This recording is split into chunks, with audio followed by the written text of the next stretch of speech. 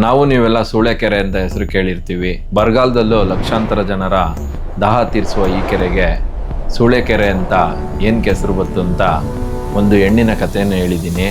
ಈ ವಿಡಿಯೋ ಪೂರ್ತಿ ನೋಡಿ.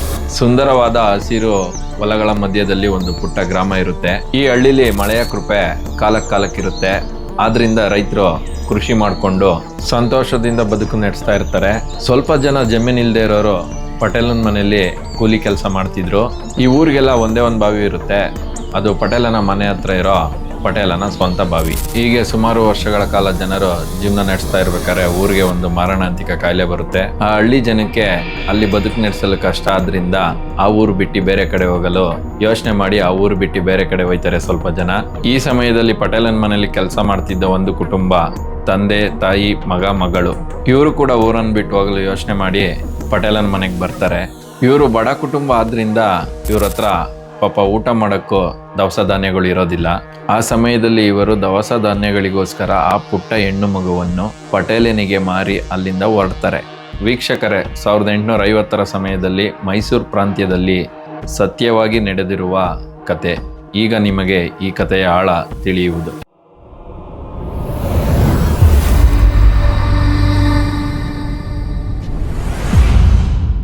ಆ ಮಗು ಸುಮಾರು ವರ್ಷಗಳ ಕಾಲ ಪಟೇಲನ ಮನೆಯಲ್ಲಿ ಕೆಲಸ ಮಾಡುತ್ತಾ ಒಂದು ಪ್ರೌಢಾವಸ್ಥೆಗೆ ಬರ್ತಾಳೆ. ತನ್ನ ವೈಯಕ್ತಿಕ ಸಂತೋಷಕ್ಕಾಗಿ ಪಟೇಲ ಆ ಹುಡುಗಿನ ಬಳಸ್ಕೊತಾ ಇರ್ತಾನೆ. ಪಟೇಲ ತನ್ನ ಸಂಪತ್ತಿನಲ್ಲಿ ಆ ಹೆಣ್ಣಿಗೆ ಸ್ವಲ್ಪ ಕೊಟ್ಟು ಆಶ್ರಯ ಕೂಡ ನೀಡಿರ್ತಾನೆ. ಹೀಗೆ ದಶಕಗಳು ಕಳೆದಂತೆ ಆ ಊರಿಗೆ ಭೀಕರವಾದ ಬರಗಾಲ ಬರುತ್ತೆ. ಆ ಹಳ್ಳಿಲಿ ಉಳ್ಕೊಂಡಿದ್ದ ಸ್ವಲ್ಪ ಜನಕ್ಕೂ ಕೂಡ ಈ ಸಮಯದಲ್ಲಿ ಬದುಕಲು ಕಷ್ಟ ಆಗ್ತಿರುತ್ತೆ. ಕೂಲಿ ಕಾರ್ಮಿಕರು ಕೆಲಸವಿಲ್ಲದೆ ಕುಳಿತರು. ಮಕ್ಕಳಿಗೂ ಸಹ ತಿನ್ನಲು ಆಹಾರವಿಲ್ಲದ ಪರಿಸ್ಥಿತಿ. ದಿನ ಕಳೆದು ಬಿತ್ತನೆ ಕಾಲ ಮುಗಿದರೂ ಒಂದು ಹನಿಯೂ ಮಳೆಯೂ ಬೀಳುವುದಿಲ್ಲ. ಹಳ್ಳಿಯ ಜನ ಮಳೆ ಬರುವ ದಾರಿಯನ್ನು ಕಾಯುತ್ತಾ ಆಕಾಶದ ಕಡೆ ನೋಡುತ್ತಿದ್ದರು. ಹೀಗೆ ಸುಮಾರು ವರ್ಷಗಳ ಕಾಲ ಬರಗಾಲ ಮುಂದುವರಿಯಿತು. ಊರಿನ ಪಟೇಲನಿಗೆ ಚಿಂತೆ ಇಲ್ಲ. ಯಾಕಂದ್ರೆ ಅವನದೇ ಸ್ವಂತ ಬಾವಿ ಇತ್ತಲ್ಲ, ಆದ್ರಿಂದ ಅವನು ಆರಾಮಾಗಿದ್ದ. ಈಗ ಗ್ರಾಮದ ಹಿರಿಯರೆಲ್ಲ ಸೇರ್ಕೊಂಡು ಗ್ರಾಮದ ಜನಗಳನ್ನ ಸೇರಿಸಿ ಪಟೇಲನ ಹತ್ರ ಒಂದು ಸಭೆ ಸೇರಿಸ್ತಾರೆ. ಆ ಸಭೆಯಲ್ಲಿ ಗ್ರಾಮಸ್ಥರೆಲ್ಲ ಪಟೇಲನ ಹತ್ರ ಒಂದು ಮನವಿ ಮಾಡ್ಕೋತಾರೆ. ಮಳೆ ಇಲ್ಲದ ಸಮಯದಲ್ಲಿ ನಮ್ಮ ಹಳ್ಳಿಗೆ ನೆರವಾಗಕ್ಕೆ ಒಂದು ಕೆರೆ ನಿರ್ಮಿಸೋಣ ಅಂತ ಪಟೇಲನ ಹತ್ರ ಕೇಳ್ಕೊತಾರೆ. ಆದರೆ ಆ ಪಟೇಲ ಕೆರೆ ನಿರ್ಮಿಸೋದು ಅಷ್ಟು ಸುಲಭ ಅಲ್ಲ, ಅಷ್ಟು ಹಣ ಖರ್ಚು ಮಾಡೋಕ್ಕೆ ನಾನು ರೆಡಿ ಇಲ್ಲ ಅಂತ ಹೇಳ್ತಾನೆ. ಆ ಸಮಯದಲ್ಲಿ ಬ್ರಿಟಿಷರು ಆಡಳಿತ ಮಾಡ್ತಾ ಇರ್ತಾರೆ. ಅಕ್ಕಪಕ್ಕದ ಗ್ರಾಮದ ಕೆರೆಗಳ ಹೂಳು ಕೂಡ ಎತ್ತಿಸ್ತಾರಲ್ಲ. ಯಾಕಂದರೆ ನಮ್ಮ ಆರ್ಥಿಕ ಪರಿಸ್ಥಿತಿ ಹಾಳಾಗಲಿ ಅಂತಲೇ ಅವ್ರು ಹಿಂಗೆ ಮಾಡ್ತಾ ಇರ್ತಾರೆ. ಅದಕ್ಕೆ ಈ ಪಟೇಲ ಹಿಂಗೆ ಮಾಡ್ತಾ ಇದ್ದಾರೆ, ಆದ್ರಿಂದ ನಾನು ಇಲ್ಲಿ ಕೆರೆ ನಿರ್ಮಿಸಲ್ಲ ಅಂತ ಹೇಳ್ತಾನೆ. ಬಂದಿದ್ದ ಜನರಿಗೆ ನಿರಾಸೆ ಆಗುತ್ತೆ. ಆದರೆ ಪಟೇಲನಿಂದ ಶೋಷಣೆಗೆ ಒಳಗಾಗಿದ್ದ ಆ ಹೆಣ್ಣು ನಾನು ಕೆರೆ ನಿರ್ಮಿಸ್ತೀನಿ ಅಂತ ಮುಂದೆ ಬರ್ತಾಳೆ.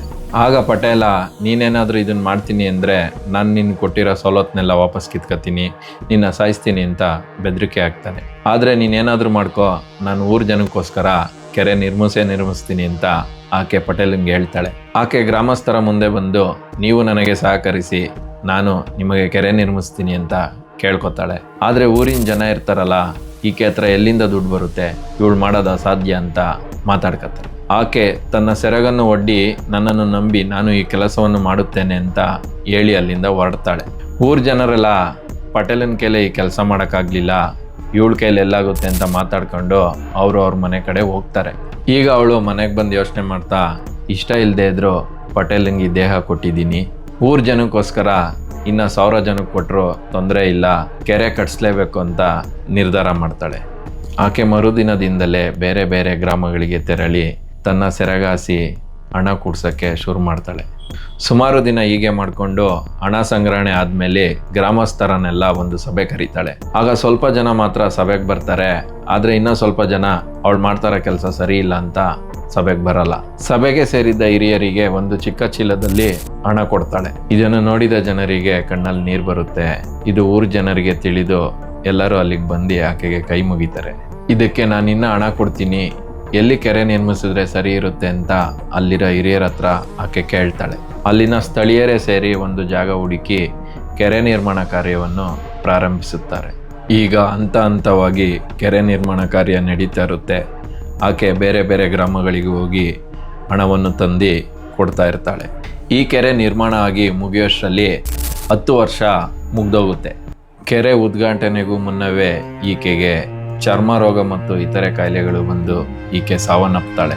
ಈ ಕೆರೆಯು KRS ಡ್ಯಾಮ್ ಕಟ್ಟುವ ಮುಂಚೆನೆ ಮಂಡ್ಯ ಭಾಗದ ಸುಮಾರು 25ಕ್ಕೂ ಹೆಚ್ಚು ಗ್ರಾಮಗಳಿಗೆ ನಾಲೆ ಮುಖಾಂತರ ವ್ಯವಸಾಯಕ್ಕೆ ನೀರು ಸರಬರಾಜು ಮಾಡುತ್ತಿತ್ತು. ಇದೇ ಕಾರಣಕ್ಕೆ ಈ ಕೆರೆನ ಸೂಳೆಕೆರೆ ಅಂತ ಕರೀತಾರೆ. ಈ ನೈಜ ಕತೆ ನಿಮ್ಗೆ ಇಷ್ಟ ಆಗಿದ್ರೆ ಲೈಕ್ ಮಾಡಿ, ಶೇರ್ ಮಾಡಿ, ಸಬ್ಸ್ಕ್ರೈಬ್ ಮಾಡಿ. ನಮಸ್ಕಾರ.